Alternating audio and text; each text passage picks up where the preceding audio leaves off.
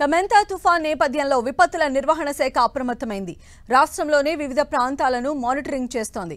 తుఫాన్ పైన ప్రజలను అప్రమత్తం చేస్తోంది విపత్తుల నిర్వహణ శాఖ. ఏ ప్రాంతాల్లో తుఫాన్ ప్రభావం ఎక్కువగా ఉంది, ఎలాంటి జాగ్రత్తలు తీసుకోవాలనే అంశాలకు సంబంధించి ప్రజల్ని, అధికారులను అప్రమత్తం చేస్తున్నారు. మరిన్ని వివరాలు మా ప్రతినిధి జయరాజ్ అందిస్తారు. మెంతాన్ తుఫాన్ ప్రభావం తీవ్రంగా ఉంది. వర్షాలు మొదలయ్యాయి, వీధురుగాలులు మొదలయ్యాయి. రాష్ట్ర ప్రభుత్వం పూర్తిగా సమాయత్తమైంది. ముఖ్యమంత్రి కూడా కొద్దిసేపటి క్రితమే దీనికి సంబంధించిన ఉన్నతాధికారులు సమీక్ష నిర్వహించారు. అన్ని జిల్లాలకు కూడా ప్రత్యేక అధికారులను నియామకం చేశారు. ఈ తుఫాను ప్రభావం ఎక్కువగా ఉంటుందనే నేపథ్యంలో ప్రభుత్వం పూర్తిగా అప్రమత్తమైంది.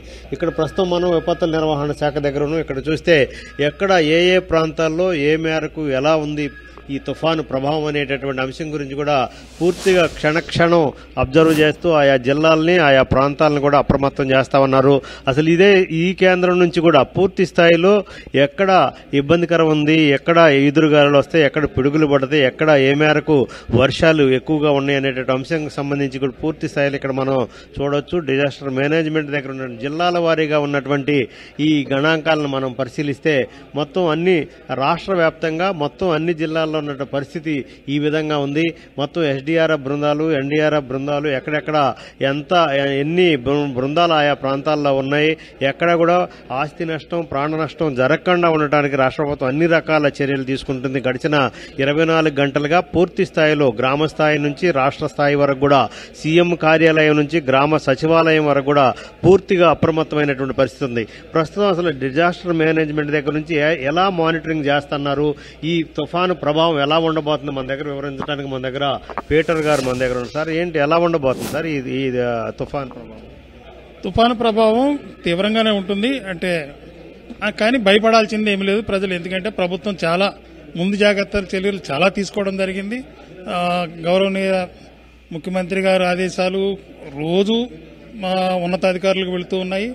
అలాగే హోమ్ మినిస్టర్ గారు కూడాను, గౌరవనీయ హోమ్ మినిస్టర్ గారు కూడా మనకి ప్రతి రోజుకు 2-3 సార్లు అందరు కలెక్టర్లతో మాట్లాడడం, ఉన్నతాధికారులతో మాట్లాడడం, జిల్లాలకి కలెక్టర్లతో పాటు సపోర్ట్గా వేరే ఇంకొక ఇండియన్ అడ్మినిస్ట్రేటివ్ సర్వీస్ ఆఫీసర్ని ఇవ్వడం, ఇవన్నీ కూడా చాలా జాగ్రత్తలు తీసుకున్నారు.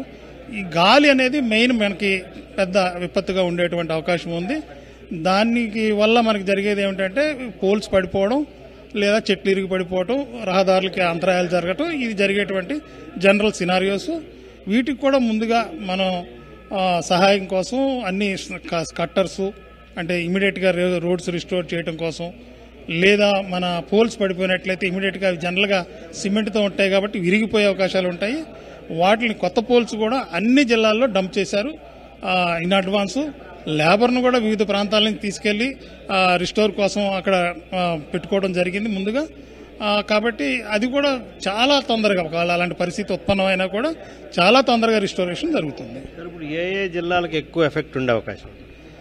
మనకి కోస్టల్లో అప్పర్ కోస్టల్ అంటే మనకి విజయనగరం నుంచి మొదలుకొని శ్రీకాకుళం, విజయనగరం, విశాఖపట్నం అలా మొదలుకొని బాపట్ల వరకు 28వ తారీఖు బాగా వర్షాలు ఉంటాయి. అతి భారీ వర్షాలు ఉంటాయి. తర్వాత మనకి 29వ తారీఖు కూడా దాని రిఫ్లెక్షన్స్ కొంత ఉంటాయి. అతి భారీ వర్షాలు ఇదే ప్రాంతాల్లో ఉండే అవకాశం ఉంది.